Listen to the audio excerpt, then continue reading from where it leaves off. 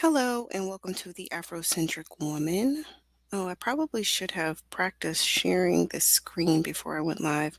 I'm going to show something. I'm going to share my screen with you guys. I'm not going to run any sound though. I'll let you go and find the sound on your own. This live is bumping in front of other lives that I already have like in my mind scheduled. Because of the sense of urgency. I wanted to try to get out in front of this story as much as possible because I think sometimes as Black women, we have a tendency to kind of make things worse for ourselves by not having the proper narrative, not having the proper language behind certain things. I will be doing um, a video about the Sukiyana situation because I think that um, is a situation where Black women are not really having the correct language behind things, and they're complicating issues. Like the Sukiyana issue is a very simple issue. It's an issue of consent. But Black women themselves has made it so complicated. Oh, what does she do for a living? Where does she go? What does she normally say? What did she have on that day? Like you're just complicating something that should be very simple. It's just simple consent. Um, and I feel that Black women might be have a possibility of making this situation worse as well.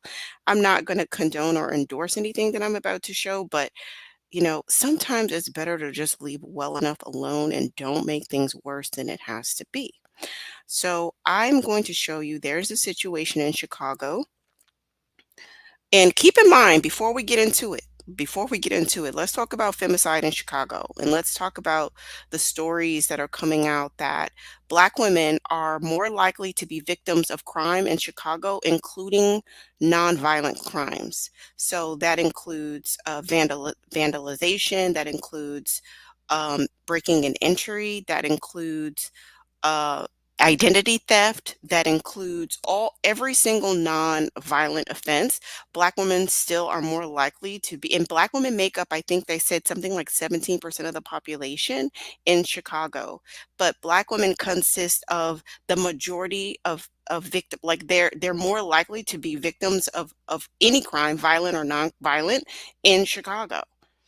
And so when we talk about violent crimes, yes, Black women make up the majority of violent crimes and homicides. Like, not the majority of homicides, but like all women, Black women are more likely to be victims of homicide. That is the kind of violence that's going on. Chicago is terrible right now. New Orleans is terrible right now. Right now, New Orleans is trending one Black woman being offed every single week for like the past 6 weeks or something. So the femicide rate in New Orleans is going up, the femicide rate in Chicago is going up, and Detroit is terrible as well. So that kind of gives you a backdrop as to what is going on in Chicago with Black women. And like this, I don't know, I don't have the words to quite explain. Um, perhaps Perhaps, as people are saying they're kind of like waging war against Black women, these bandits, maybe they're not all talk. Maybe they're saying it and they're doing it.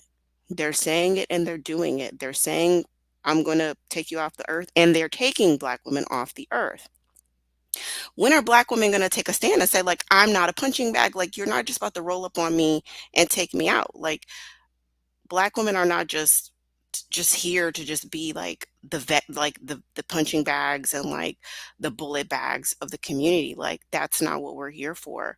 And so at some point in time, you just have to get to this point where you stand your ground. And does it look beautiful? No, it's not beautiful. It's not pretty. It's not a fairy tale. It's like the real deal. But the message is that Black women are not here for you to just unleash your anger out on, and there are going to be no repercussions. There are going to be repercussions, and swift ones. And sometimes people are going to wait for the law to sort it out.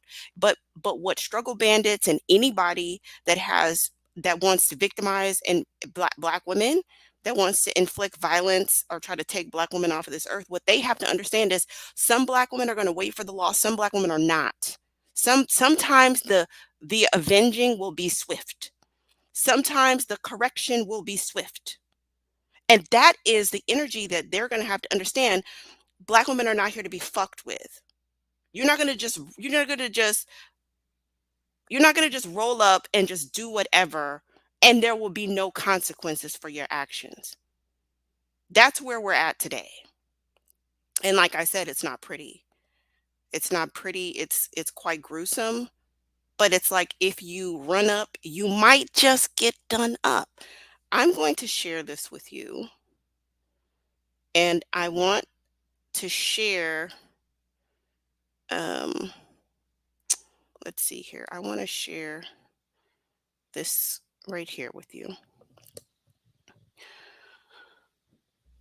The message that I want to make sure that you have the correct language if you ever were to come across this situation and you need to speak about it or you want to speak about it or you hear other people speaking about it because the news the headlines are getting it very wrong. Like the language that they're using is already putting this woman, Carlisha Hood, they're already putting her in a light that is not favorable for her. Okay. Um, because they're treating the actual assailant as the victim and they're treating the person who was retaliating to protect themselves, they're treating her like the perpetrator. Okay.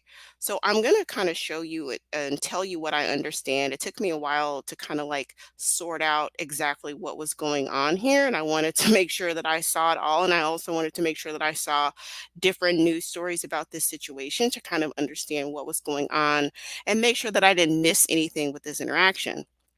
It didn't take long, but what happened was that there was something going on in this restaurant in the west side of Chicago. There was something going on in this restaurant. I believe that she was unhappy with the food, unhappy with the service, complaining about the food, complaining about something, which is to customers sometimes complain, and you have every right to complain as a paying customer who's probably a regular at this facility.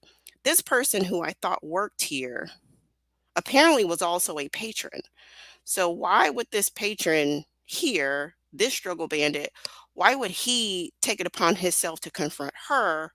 I'm not sure about his motivations there, but the last thing he ever did in his life was attack a Black woman. That's the last thing he ever did in his life. He won't have an opportunity to do it again. And I'm pretty sure she wasn't the first Black woman that he attacked. So he's arguing with her, telling her to get her food and get out. Get your food, get out. And she's like, yeah, I'm not, she's just complaining. I'm not happy with this. No, the food has to be like this. She's talking affirmly, but she's not screaming and she's not cursing. She's not acting belligerent at all. You can go look this video up on your own. She's just talking and saying like she's not happy with the food. The food has to be like she's just kind of like going on this like Black Karen, uh monologue about the food.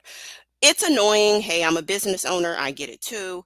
But at the end of the day, complaining about your food should never be an invitation to be attacked. So he's yelling at her and threatening her. So what the news stories is getting wrong is they're saying that there was a fight inside of a restaurant and someone got killed. That's what the news is saying. I heard many news stations saying there was a fight in the restaurant and somebody got killed. And then this lady da da da da told her son da da da da da. But they're prefacing it with like there's a fight going on in the restaurant. Clearly there's not a fight going on in the restaurant. Then later news stories I heard them saying there was a heated verbal discussion in the restaurant. And again, that's not entirely accurate as to what is happening. She's being threatened verbally by this struggle bandit. That's what's happening. You see like how important it is to get the language right because she's being portrayed as the perpetrator of the situation. Like they're on equal footing, like they're equally going back and forth. And I had to like sit down to myself and be like, what happens if I were to describe two people getting into a fight? Two people getting into a fight, this one is talking about that one, like just hypothetically, not this situation, but if I were to see a situation and I would describe it as, oh, those two people over there got into a fight, they would be equally going back and forth with each other. They would have equal energy. They would be equally cursing, or they would have the same energy and they would be threatening each other. And then they would like be coming towards each other, like mutual advancement towards one another for the fight altercation to happen. That is not what's happening. This lady right here is backed into a corner, actually. It's him here being a struggle bandit, yelling on her and threatening her. There's people standing in front of her, like to her side in front of the counter. There's a line of people there, and there's a wall immediately to her right. So she's actually backed into a corner while he's yelling on her. So it's not mutual combat. It's not like they're advancing towards one another. She's also speaking firmly but calmly about whatever is going on with this food. He threatens her and says, if you say another word, I'm going to knock you the F out.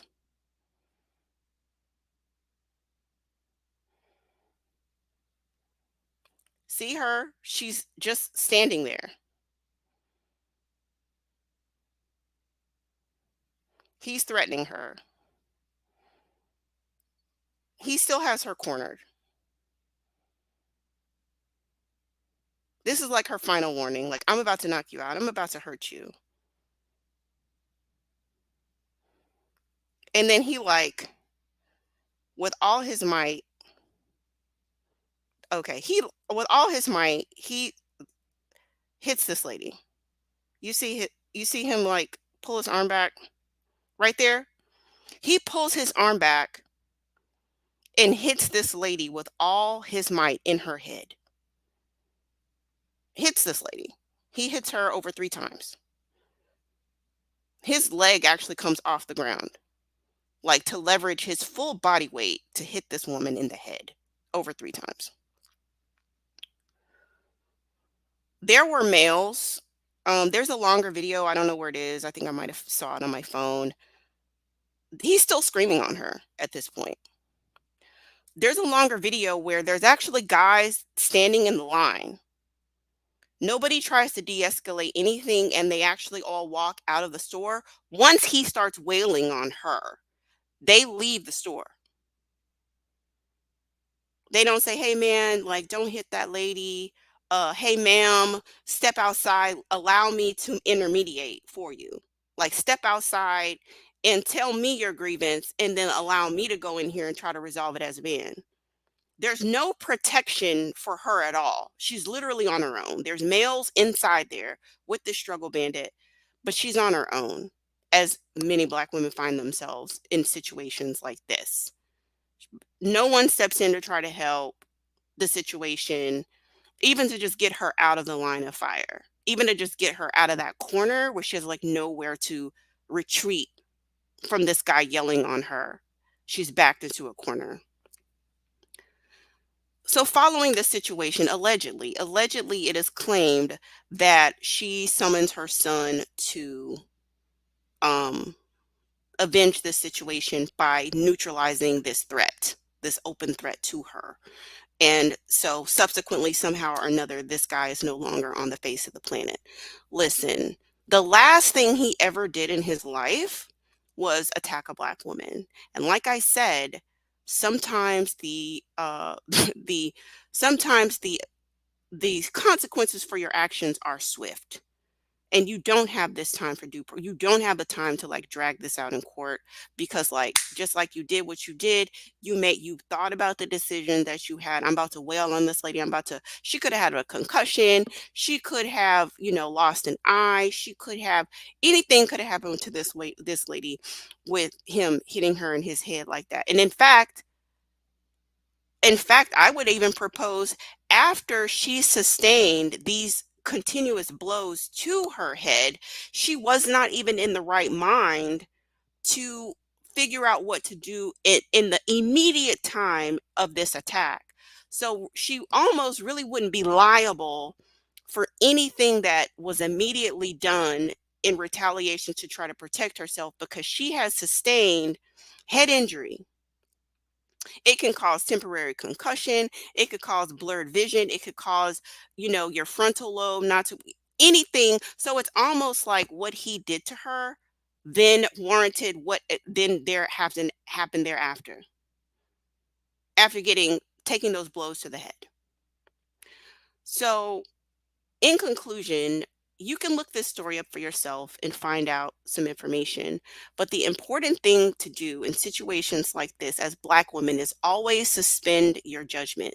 If you were to have listened to the news that says, oh, there was a fight inside of the restaurant and then somebody lost their life, and then they plaster a Black woman's picture in the news, like, oh, look at this. And of course, every time it's us, they always find a mugshot. They never find, like, her at the soccer meeting, her at the PTA, her living her like mom life because she's doing that. She's a mom.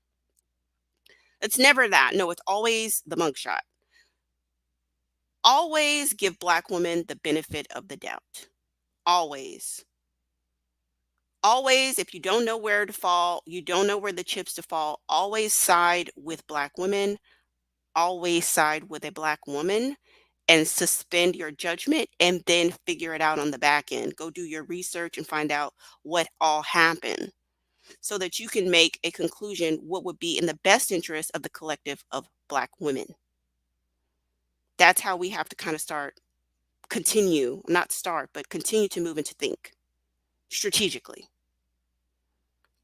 Because necessarily news is not on our side because these bandits are the perpetual victims always, no matter what they do. Even though he's the aggressor in this situation, they're not saying that he attacked her, which he did. So suspend your judgment, number one. Number two, always side with Black women until further notice. If she's wrong, just try to be quiet. You're not going to get any brownie points for uh, siding with bandits or siding with anybody against the Black woman. Like, we don't win with that. You can also just remain silent. It is what it is. Hey, I'm not taking a stand on this situation. That way you could either not stand with you can either not take a stand at all, or you could like not condemn a Black woman. There you go. Uh the next thing is um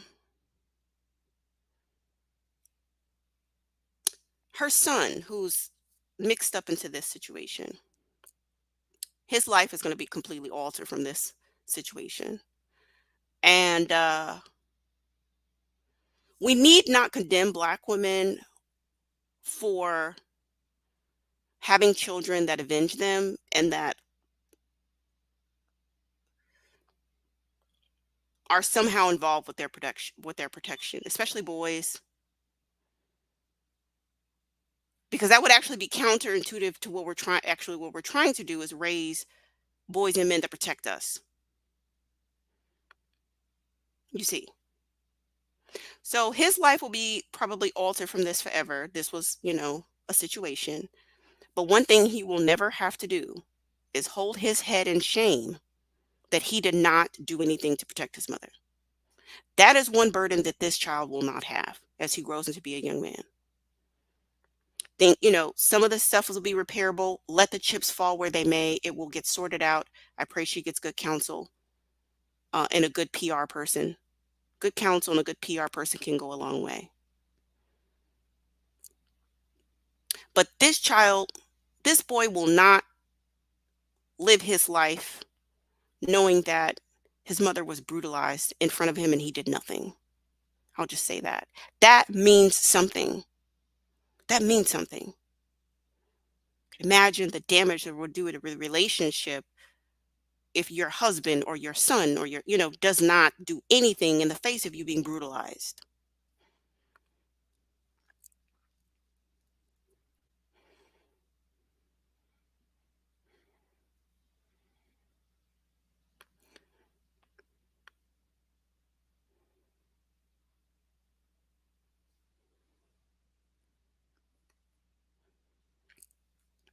I think the other big message is that, Black women, I think probably the biggest thing we could do is remove ourselves from situations like this. If we don't patronize these businesses, who will? If we're not in the community, who's going to be there? running it, keeping it going, keeping economics flowing into it. Clearly it's just this is a dangerous place for Black women in so many places, especially New Orleans, Chicago, Detroit, where a Black woman is being offed like once or twice a week. So we just have to kind of remove ourselves because you cannot talk sensibly to these people. This lady was in there trying to talk sensibly to these people. And this is how, it just resulted in chaos. Because like some people you can't speak sensibly to. I'm going to do another live, and I think it would be cool, maybe good to have an open forum because there are communities in Africa that have done just that. They're communities of girls and women, and they've been very successful. They have been very successful. We are at that point where we really need to start talking about that, like legitimately and logistically. How would that look? How can that happen? Because with the femicide rate the way it is, it's a life or death like situation. It's just not play at all. This is not play. This is the real deal. So that's another conversation for another day, but start the wheels to turning in your head about some practical logistical solutions, about what Black women and girls can do to be safe. As I would say pick up and go, but for reasons, some Black women are slow to do that, or they have their reasons why they can't get out of the line of fire. Um, because there's been a lot of Black women who have been dying, actually, like being in the midst of their, like in Miami, in Memphis, in Charlotte. I'm trying to think of some of the stories that I've heard recently, but and then there's a couple kids in New Orleans who've been taken off the face of, like young girls who were in an apartment complex, or they were leaving a party, or they were leaving an establishment, and they're just amongst violence. So they're like not participating with the violence, but they're there and they're being taken off the face of this planet. So clearly, Black women are in the line of fire, right? Of all this chaos, all this violence. Black women are in the line of fire.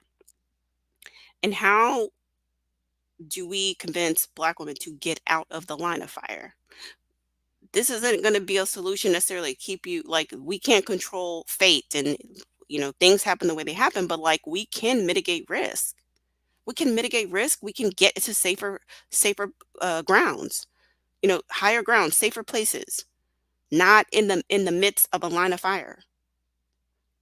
And when you do move, not taking degeneracy with you, your cousin, your uncle, your baby dad, your dad, not dragging that with you as baggage to new communities and running those communities down. This is a story for another day.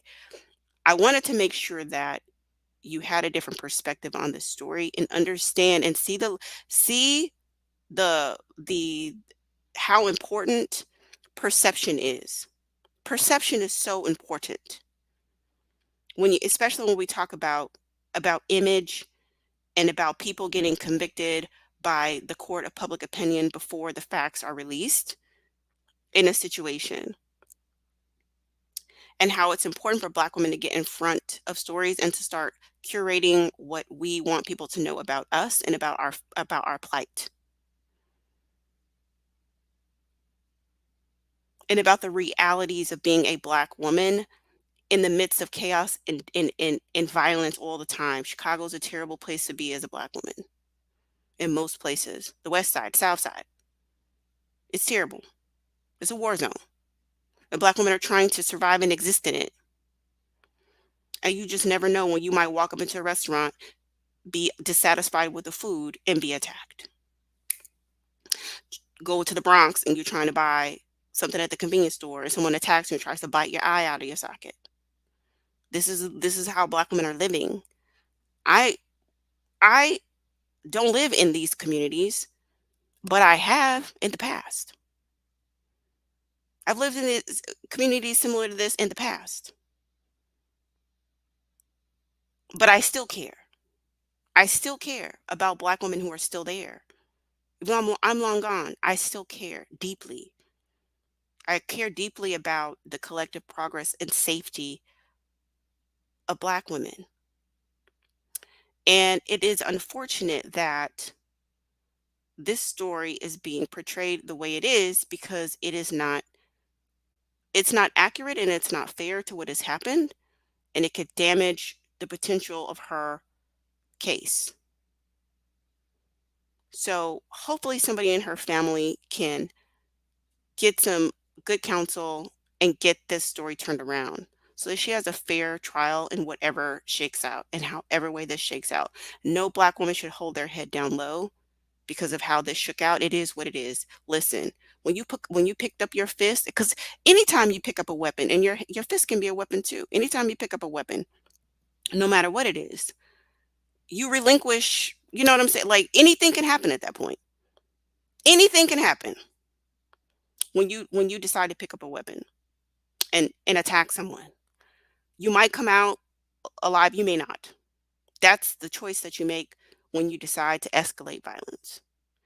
I don't think that black women should feel ashamed of this situation. It is what it is. He's not going to be on this earth to attack any other black woman. There you go. Sorry, not sorry. I mean, I don't feel bad for this guy at all. What it's not you he died cowardly. He's not here. He died as a coward, attacking a woman, backed into a corner. Listen, that was a choice that he made. It is what it is.